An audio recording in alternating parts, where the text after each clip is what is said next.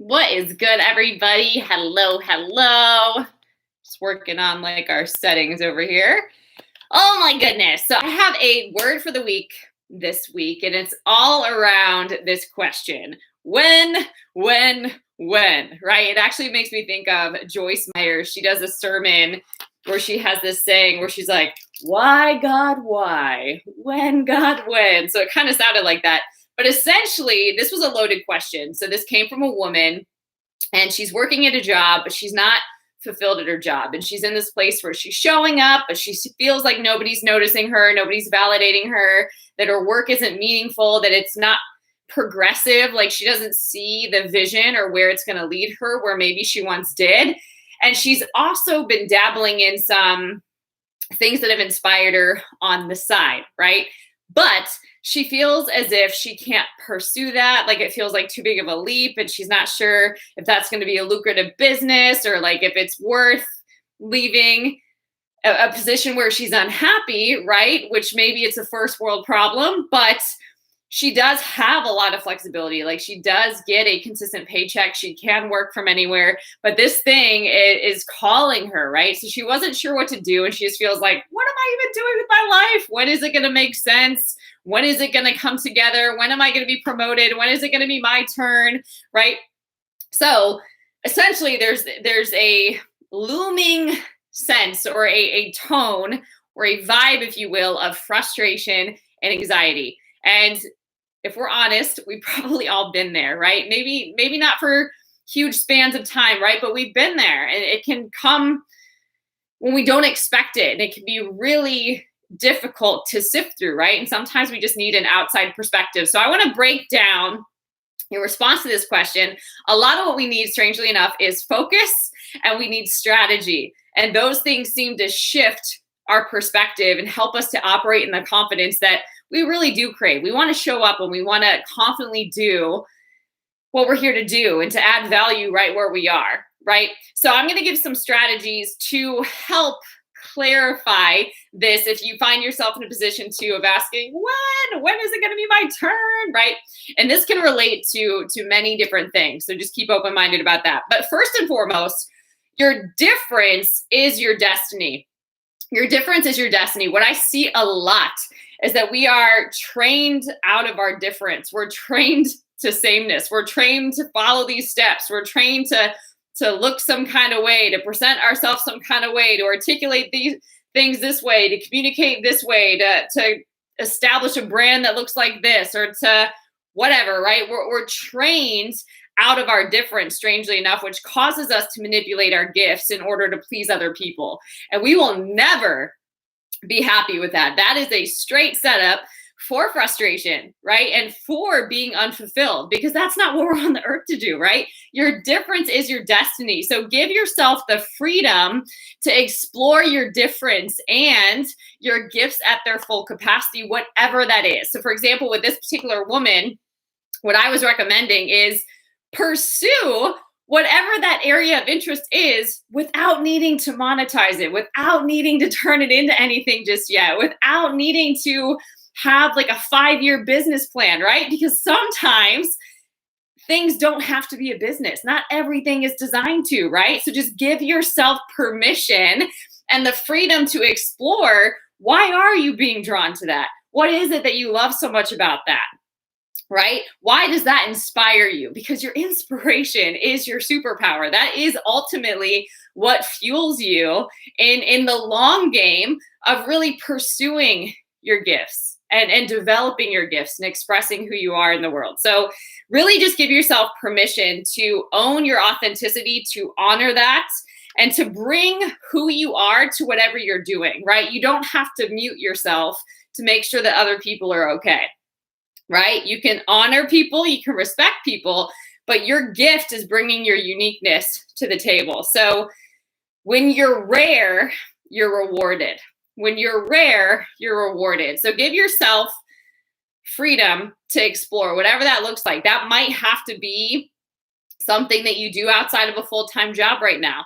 That might be something that you take online classes. That might be something that you devote weekends to. But where there's a will, there's a way, right? And if it's something that you're really called to, I believe that where God guides, he provides. You just have to be willing to get out of your comfort zone and explore what that looks like. So that's number one. Number two is that your prayers are not enough, right? God, just do this thing for me. God, just make this happen. God, just change the situation, right? A lot of times we pray prayers like that. However, when we're unfocused, we can't really hone our energy and our time well. We can't. And a lot of times we're not focused on the right things because we're focusing on what's not working. We're focusing on why it's taking so long. We're focused on the wrong things, and we don't bring our best self to the table when we're doing that. We're bringing frustration. We're bringing anxiety. We're bringing desperation. And what that feels like to people is like bad cologne or like bad perfume, right? Like when somebody walks past you with that, you're like, oh, like I want nothing to do with that. And a lot of times desperation and this frustration and this anxiety can feel like that to other people. But on the flip side, your confidence, your authority, your trusting in God, right? Your stability in God, your rootedness and groundedness in God comes off as, what is that? Right? Like, I don't know what that is, but I need some of that in my life. Like, I need to learn about whatever that is that you have, right? So recognize that there's something that is part of your faith walk in addition to prayer, and it is called work. It is called work. There's a scripture, I'm not remembering the address, but it's talking about the ant, right? And how the ant doesn't need a ruler, doesn't need a boss, doesn't need anybody to tell the ant what to do. And the ant will show up and work diligently every day, right? So work is part of the faith journey. It's saying, I don't know when, right? And I don't necessarily know how, but I know that it's inevitable. I know that it's happening, and I'm going to prepare. I'm going to work so that I'm ready. Right? Because if we don't see it, we're not going to be motivated to move towards it, right? And then if we don't prepare, we're not going to be ready for when the time comes, right? That's an awful time to try to prepare when it's your time and your moment, right? It's like being on stage and you never rehearsed your lines, right? You're not ready. You just freeze, right? And you don't want to freeze when it's your moment. You don't want to miss your moment. So preparation is also one of those things that we are often short-sighted about, right? Because if you think about this, your purpose is your life work. It's your lifetime, right? So what are you doing with your life? If you live it well, right, you're building, right? Not everything might be this grand vision that you're seeing in your mind, but you're building towards it and you're becoming somebody, right? Who you become is what this is all about. Right? What you're able to give, what you're able to sow, how you're able to serve, the value that you're able to provide, who you become as you prepare for that vision that you have is a gift, right? That is the most rewarding thing. So keep that in mind and think things like, what can I do today? Am I maximizing where I'm at? How is this opportunity building and helping me prepare for where I ultimately see myself, right? So take the film industry, for example. It is really important to know how every aspect of production works. It is important to know what jobs are involved and the roles that different people play. It's really important to understand how to run an entire project, how to set it up and run an entire project from start to finish. It's really important to understand the different players that are in that industry. It's really important to know what the current industry operates. What are the operating procedures? What are the rules, right?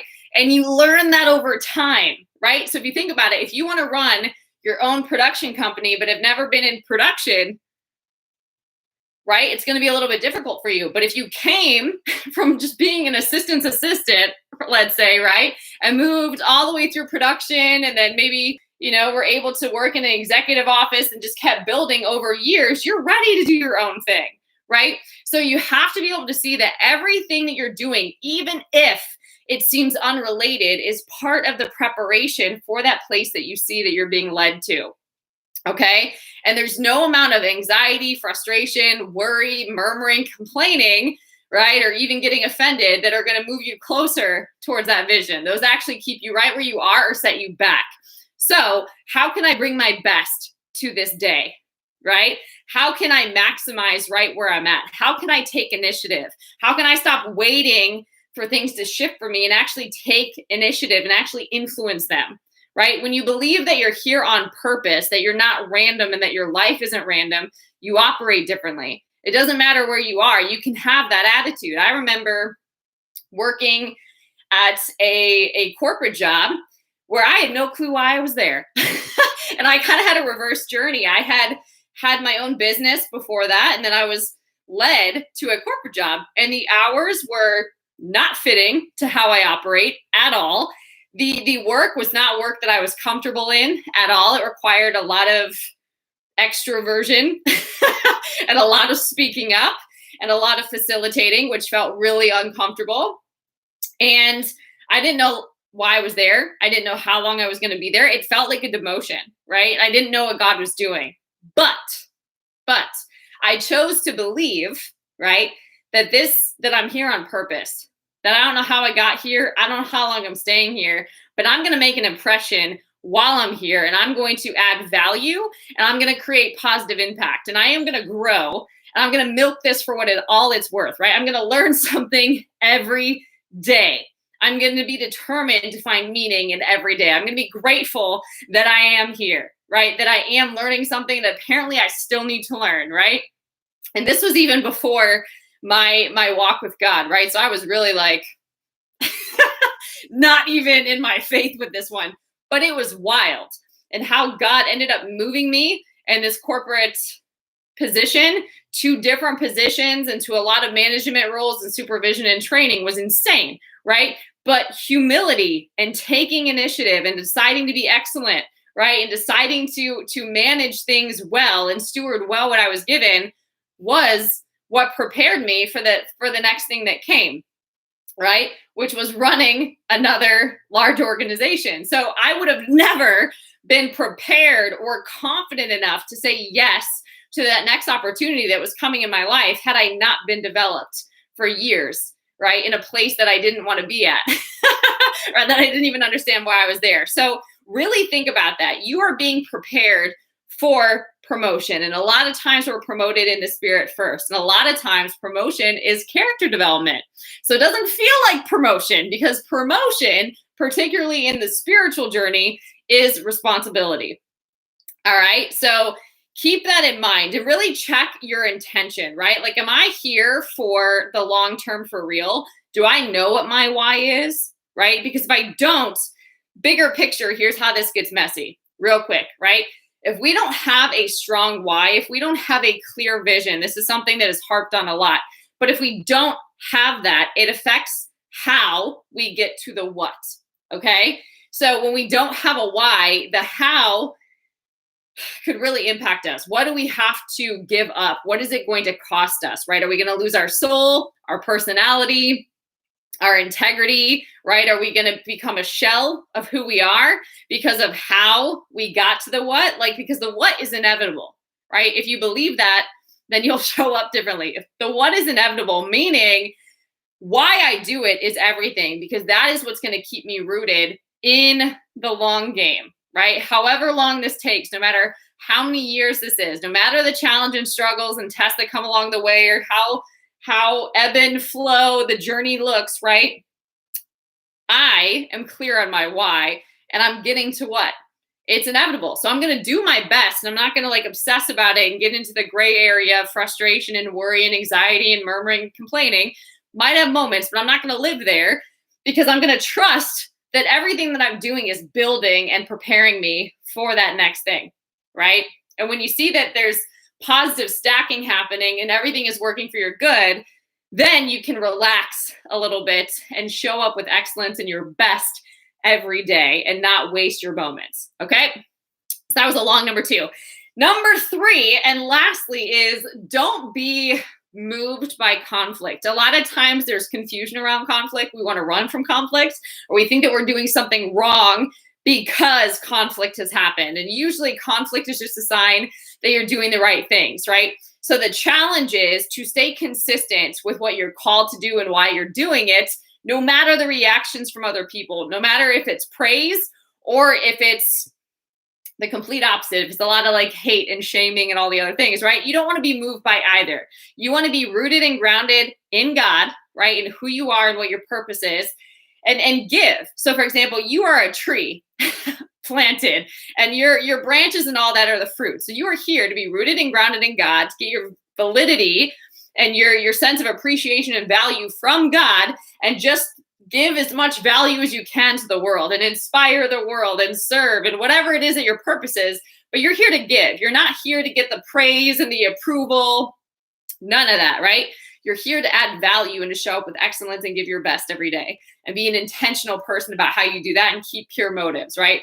And you can't do that if you're being externally motivated or if you're all caught up in your ego. So you have to really be able to distinguish between which things that you really are moving towards, right? So are you standing up for what's just? Let me put it this way.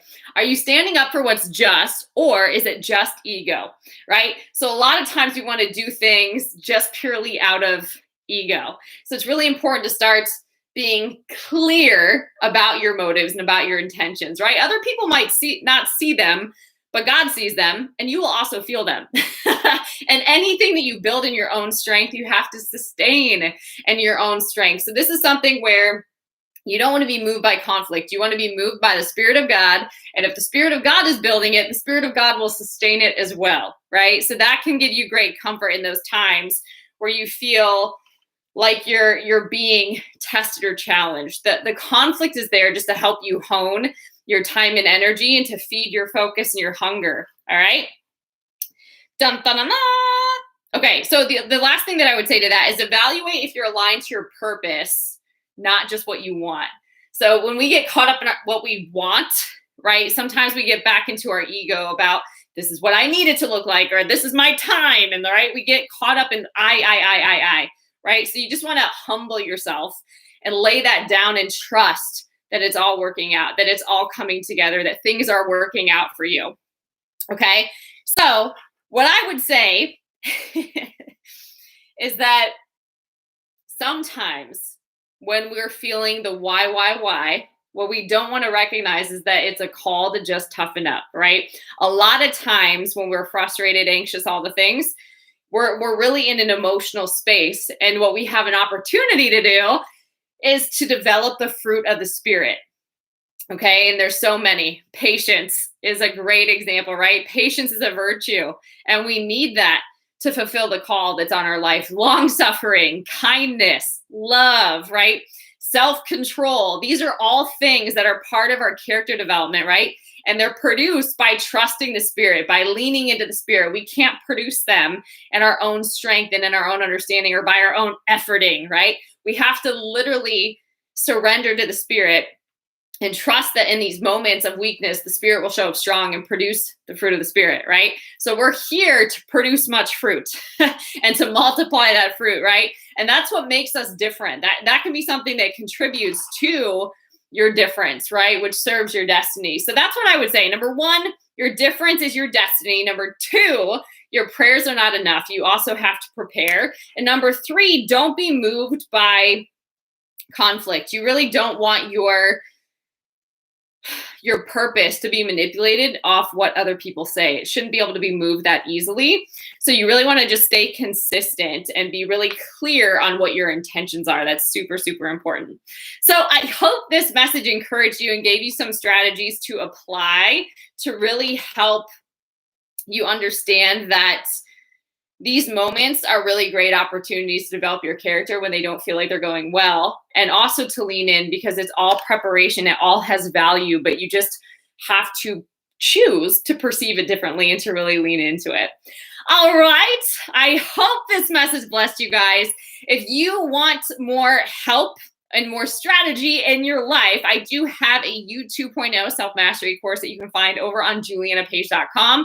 I also offer other coaching strategies and wisdom and coaching calls. So go check that out as well, or inquire about those services. I'd be happy to connect with you and share more details about that. There's also some really great books and other resources over there as well. So go visit julianapage.com. If you haven't subscribed here, make sure that you do that as well, because the videos are usually done a bit at random. They are weekly, but they're not always the same time. So the best way to know when a new video comes out is to subscribe to the channel.